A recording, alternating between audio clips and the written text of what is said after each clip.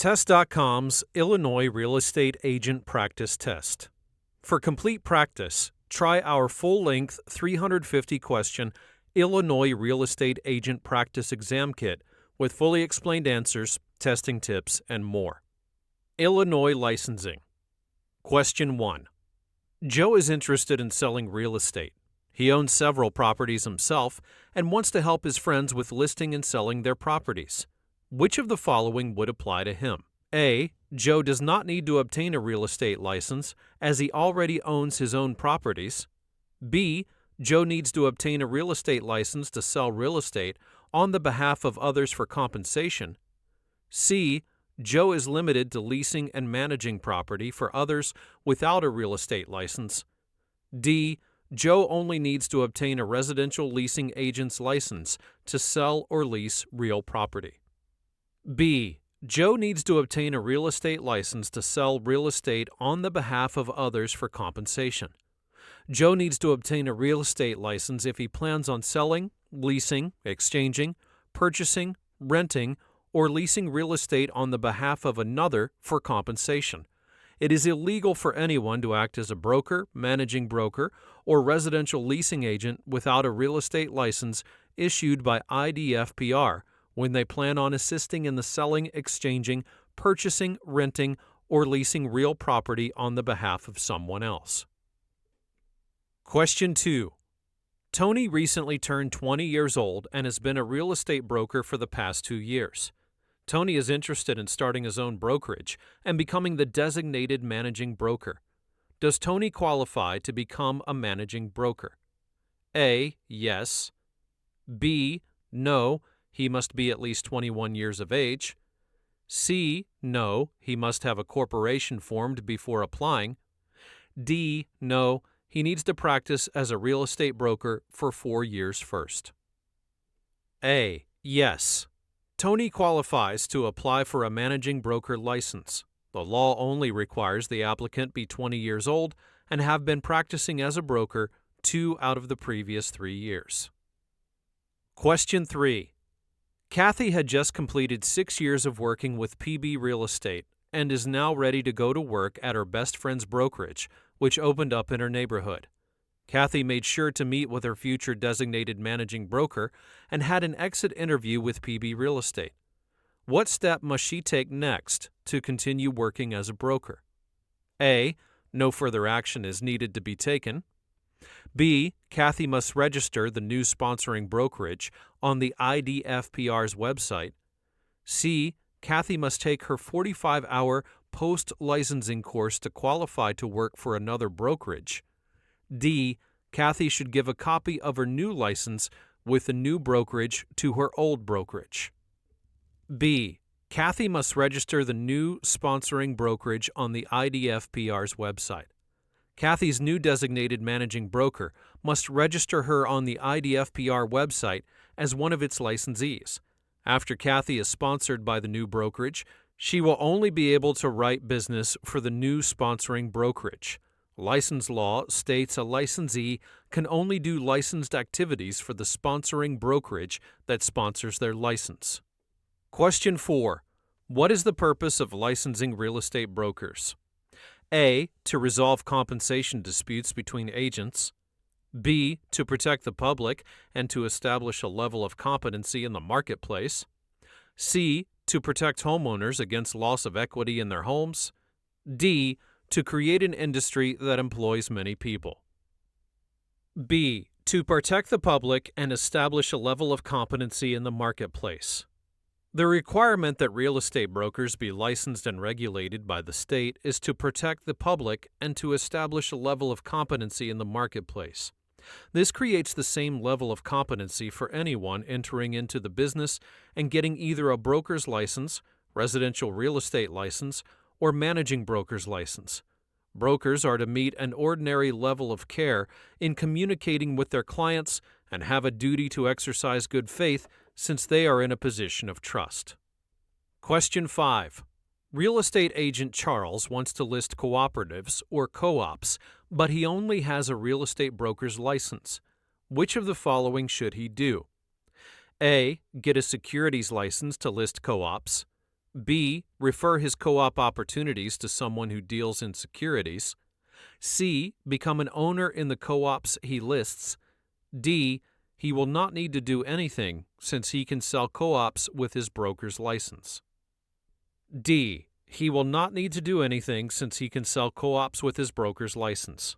Although co-ops are owned by a nonprofit corporation and the tenants receive shares and act as shareholders, the tenants receive a proprietary lease and a securities license is not needed to deal in the sale of co-op units. A real estate licensee is authorized to represent buyers or sellers in the sale of co-op units. Practice of real estate sales in Illinois. Question 6. Listing broker Laura is hosting an open house for a seller. Beth comes into the open house and explains to Laura that she already has an agent and simply wants to take a look at the house. What should Laura do? A. Discuss dual agency with Beth. B. Tell Beth to come back to see the house with her agent. C. Tell Beth that she cannot speak to her since she is represented by another agent. D. Show Beth the property and then follow up with her agent. D. Show Beth the property and then follow up with her agent. A seller's agent, when hosting an open house, can show the property to prospective buyers who have real estate agents, including answering any questions the buyer may have about the property. The seller's agent should honor the buyer's brokerage relationship and follow up with buyer's broker after the open house. Question 7. Buyer broker Ben routinely reaches out to the sellers of all of the properties he shows directly, even if the sellers have an exclusive right to sell listing agreement with their own listing broker. Is this acceptable conduct? A. Yes, as the best deals are formed negotiating directly with the sellers. B. No, license law prohibits negotiating directly with the client of another agent. C. Yes, as long as the seller's agent does not complain. D. Yes, as long as the seller signs a dual agency disclosure form. B. No, license law prohibits negotiating directly with the client of another agent. Negotiating directly with the client of another agent is cause for discipline under the Illinois License Act. Agents cannot directly negotiate with the client of another broker. Broker Ben, in this question, will be in violation of the license law as he is negotiating directly with the clients of other agents. Question 8. If an unlicensed person engages in the sale of real estate for others and receives compensation, what is the potential penalty they face? A. Up to a $5,000 fine per occurrence. B. Up to a $10,000 fine per occurrence. C. Up to a $25,000 fine per occurrence. D. None of the above. C. Up to a $25,000 fine per occurrence. Anyone who conducts real estate activities on the behalf of someone else for a fee must have a real estate license. According to the license law, the fine for unlicensed practice of real estate is $25,000 per occurrence. Question 9. The Illinois homestead exemption will protect a homeowner from which of the following? A. Federal income tax judgment lien. B. County real estate tax lien. C. Mechanics lien for work on the home. D. None of the above. D. None of the above. In Illinois, homeowners are given a homestead exemption in the event they have to pursue bankruptcy or other protections from creditors. The exemption gives single persons $15,000 equity protection and married couples $30,000 equity protection. The exemption may not apply to all creditors. It will not apply to state, county, and municipal government tax liens, for example. It will also not apply to judgments for federal taxes, since the federal laws supersede state laws. Finally, the exemption will be limited where a contractor did work on the home, has not been paid, and obtained a mechanics lien. Question 10. STR Real Estate is holding the earnest money for an upcoming closing. A home inspection revealed that the property needs a new roof. What should the designated managing broker do with the earnest money?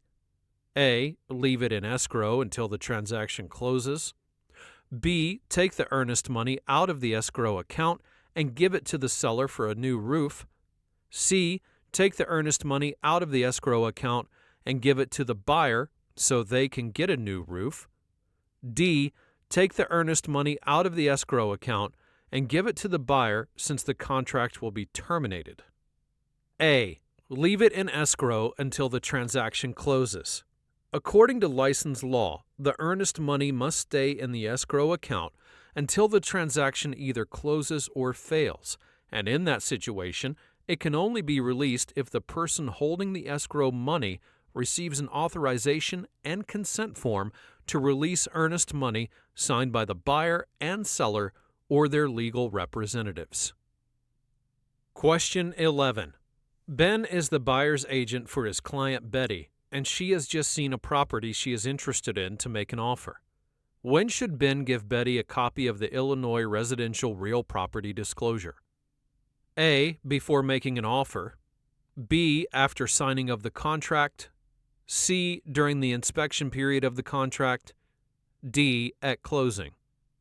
A. Before making an offer. The Illinois Residential Real Property Disclosure is intended to provide prospective buyers with reliable information on the major conditions of the property. The licensee should provide a client with the disclosure when the client becomes interested in a property to help them make an offer and before signing the contract. The client is to be able to make an informed decision about the property prior to writing an offer. Question 12. One of your clients is about to go through a divorce and wants to know how the sale of their house may impact the divorce. What should you do? A. Ask if the property is titled as tenants in the entirety. B. Discuss common property generally and how it is divided to give good customer service. C. Recommend they speak with their legal counsel. D. Tell them not to worry about it. It can be handled at the closing. C. Recommend they speak with their legal counsel. Licensees must be careful not to act outside of the scope of their real estate license and give legal advice. If they do so, it will constitute the unauthorized practice of law. The licensee should direct the client to speak with their legal counsel. Question 13. In Illinois, who usually pays the real estate transfer tax in real estate sale transactions? A. The buyer. B. Seller. C. Seller's attorney. D. Mortgage loan officer. B. Seller. In Illinois, there is a state and county real estate transfer tax. The seller typically pays the transfer tax. Question 14. In Illinois, if a person dies without a will and has no heirs, what happens to their real property? A. It will escheat to the county government. B. It will be annexed by a neighbor. C. The state will use its right of eminent domain to take the property. D. It will be foreclosed on by creditors. A. It will escheat to the county government. In Illinois, if a person passes away without a will and has no heirs, their real property will escheat to the county where it is located. Therefore, if the deceased has real property in Cook County and passed away without a will and had no heirs, the title to the real property will be transferred to Cook County. Question 15.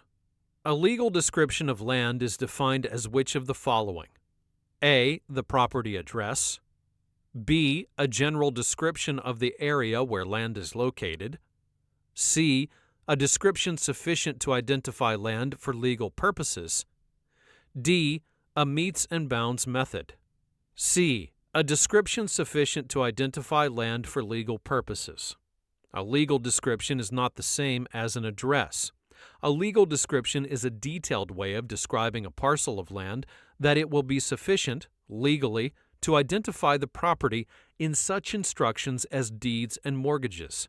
There are 3 basic surveying methods to create a legal description. 1. Metes and bounds method. 2. Rectangular, government, survey. And 3. Lot and block recorded plat system. Illinois real estate disclosures. Question 16. What disclosure is needed when a rental finding service provides information regarding possible rental units? A. That the information may be up to 2 days old. B. A statement that the information is true to the best of their knowledge. C. Whether the unit requires a security deposit. D. None of the above. A. That the information may be up to 2 days old. Under Illinois law, a rental finding service must disclose that the information it is providing on the rental units they are advertising may be up to 2 days old. Question 17. In Illinois, a beneficiary of a land trust must be revealed under which of the following circumstances? A. If they created it within the last 120 days. B. If the purchase is for raw land only. C. If the land trust is going to be used as a nonprofit. D. If a fire inspector or another officer is investigating arson. D. If a fire inspector or another officer is investigating arson. In Illinois, a land trust can provide the opportunity for the beneficiary to be anonymous. However, this does not apply in all situations. One of the conditions that would require the disclosure of the beneficiary is if a fire inspector or another officer is investigating arson. Question 18. Which of the following documents given to the seller by the seller's sponsoring broker discloses the agency relationship between them? A. Title agent affiliation disclosure. B. Real estate purchase and sale agreement. C. Listing agreement. D. Real property disclosure. C. Listing agreement.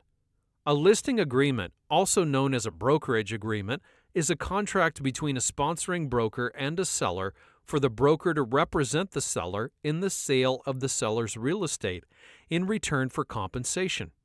The listing agreement is not a real estate contract, but an employment contract. Under Illinois license law, only a sponsoring broker can act as an agent to list, sell, and/or rent the real estate of another person. The listing agreement will set forth the type of agency relationship the agreement creates. Exclusive brokerage agreements must be in writing under Illinois license law. Question 19. Louis is the listing broker for a seller. As the designated agent, Louis may offer all of the following services except A. Complete the seller's disclosure for the seller. B. Provide requested documents to the buyer's agent. C. Take photographs of the property for sale. D. Disclose the seller information about the buyer.